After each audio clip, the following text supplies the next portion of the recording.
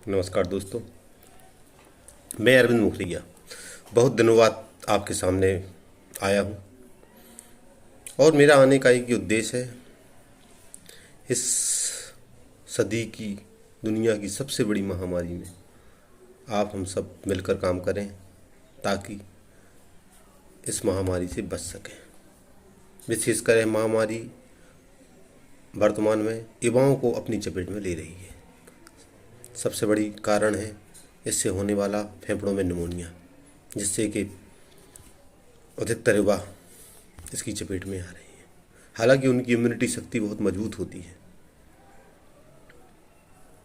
लेकिन फिर भी इसलिए सबसे पहले हमको बचाव करना है और मास्क का प्रयोग हमेशा करना है और एक दूसरे से 2 गज की दूरी भी बनाना है, कम 6 फुट।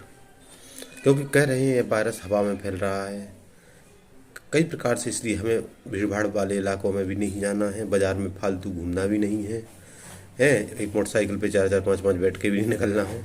हम कई गलतियां कर रहे हैं। तो मित्रों, हम बेवजह क्यों यहाँ वहाँ भटकें कि ये बीमारी हमें अपनी चपेट में ले ले। कोरोना महामारी से बचने का सबसे बड़ा उपाय है जितना हो सके घर में रहें। ज़रूरी आवश्यक की वस्तुएं हैं यदि, तो सुबह शाम अपने जाइए और बाज़ार से समय से लाइए।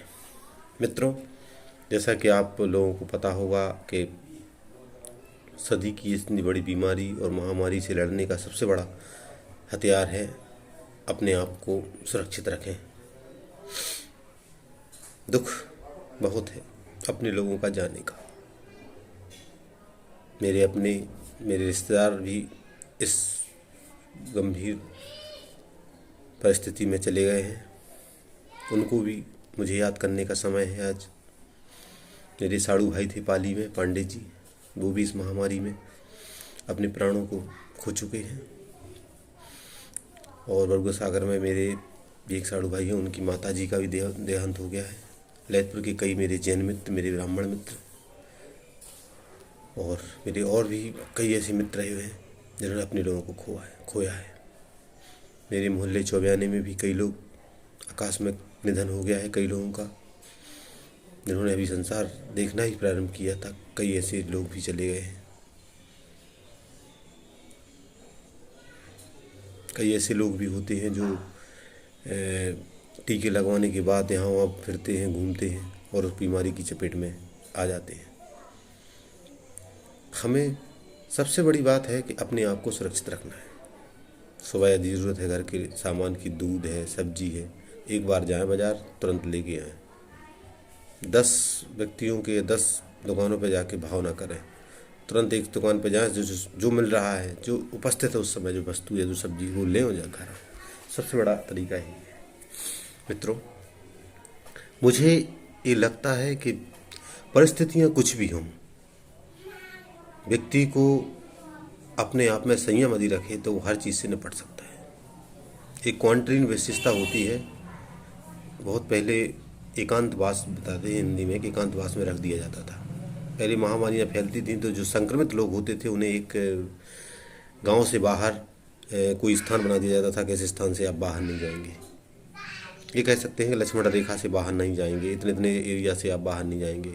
या कोई स्कूल या सराय जो गांव से बाहर या शहर से बाहर रही होगी, बड़ा स्कूल या कोई भी ऐसी स्थान जहाँ पे लोग आते जाते कम है, वहाँ रख दिया जाता था। जंगलों में भी ऐसे कैंप बनाए जाते थे। तो व्यवस्थाएं बदली लोग, और वो जो एकाएक एकदम से वो महामारी जब फैली तो उसका इतना विस्तार हो गया कि वो हर जगह बड़े रूप में आई। यही कारण है कि अधिकतर लोग इसकी चपेट में आए।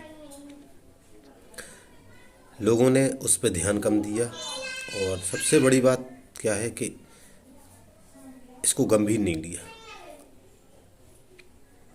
गंभीर हमें लेना है, अभी लेना है, अभी समय है। देखिए, 100 साल में कोई बीमारी या महामारी आती है तो 100 साल के लिए चली जाती है। 1920 के आसपास भी एक बीमारी आई थी। तो इन्हीं शब्दों के साथ मैं बीमारी को विराम दूंगा। घर में रहिए, सुरक्षित रहिए और जब भी हमें समय मिलेगा, जब भी संकट जाएगा, फिर से हम अपनी वीडियो डालेंगे। और आप हमसे जुड़े रहिए और भी लाइक सब्सक्राइब शेयर ज़रूर कीजिए और ज्ञान की ज़रूरी बातें आप ज़रूर लीजिए। जय हिंद, जय भारत।